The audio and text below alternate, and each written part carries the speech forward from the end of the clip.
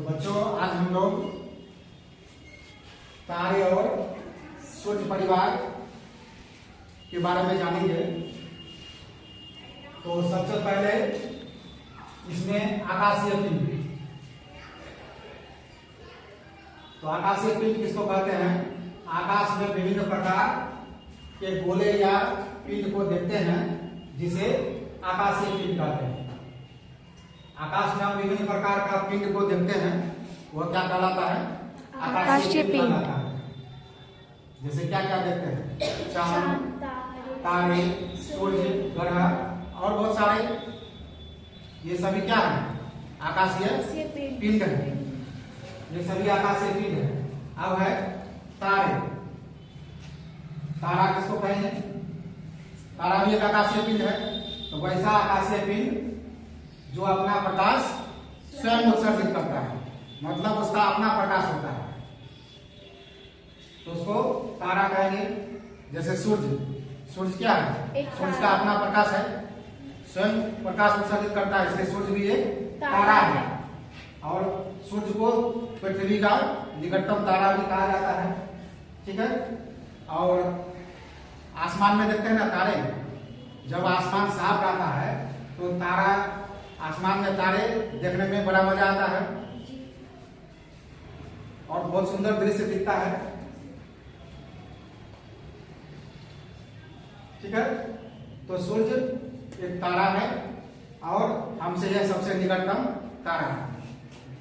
अब हम लोग सौर मंडल के बारे में जानेंगे। इस सौर मंडल सूर्य और वह खगोलीय पिंड शामिल है जो इस मंडल में एक दूसरे से गुरुत्वाकर्षण बल द्वारा बने हैं। तो सौर मंडल में जितने भी खगोलीय पिंड है एक दूसरे से कौन बल के कारण जुड़े बंधे हुए हैं? गुरुत्वाकर्षण बल के कारण। तो गुरुत्वाकर्षण बल के कारण जो है सभी पिंड एक दूसरे से बंधे हुए हैं। अब खगोलीय पिंड में क्या क्या आते हैं? खगोलीय पिंड में ग्रह, उपग्रह, उल्कापिंड, क्षुद्र ग्रह और धूमकेतु, ये आते हैं खगोलीय पिंड। ये सभी खगोलीय पिंड है। अब इसके इन सभी के बारे में हम लोग बारी बारी से अब अगले दिन पढ़ेंगे। ठीक है जी। तो हम लोग पिछले दिन यह चैप्टर को पढ़े थे, तारे और सूर्य का परिवार। तो पिछला क्लास में हम लोग पढ़े थे आकाशीय पिंड, तारे और सौर मंडल के बारे में। सौर मंडल में हम लोग देखे थे कि सौर मंडल में सूर्य और खगोलीय पिंड शामिल होते हैं जो इस मंडल में एक दूसरे से गुरुत्वाकर्षण बल द्वारा बंधे होते हैं। तो खगोलीय पिंड में क्या क्या आते हैं उसके बारे में आज जानना है। तो खगोलीय पिंड में सबसे पहले ग्रह, उपग्रह, उल्कापिंड, क्षुद्र ग्रह और धूमकेतु आते हैं। तो सबसे पहला क्या है इसमें? ग्रह है। तो ग्रह किसको कहते हैं? उन खगोलीय पिंडों को कहा जाता है जो एक निश्चित मार्ग पर सूर्य के चारों ओर परिक्रमा करते हैं।